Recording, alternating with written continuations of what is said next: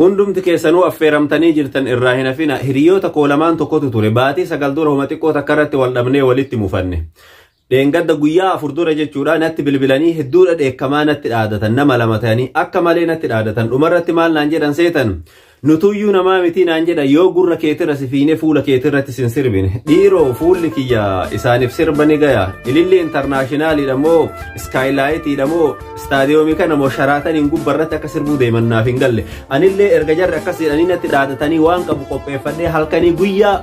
ulee kana qabadheetiin guyyaa 3 ergan ofirraa eege jechuudha akkaan nama aarsu waan garaa nama nyaatu kaleessa galgala maal na godhan seetan suuraa kiyya Facebook irraa gabbuusanii gama zoomidhaan as guddisanii gamaa gamanaan dhaabatanii irratti katabanii ramadaanni dhufee afooytu lillaahi nuu jedhiinaan jedhan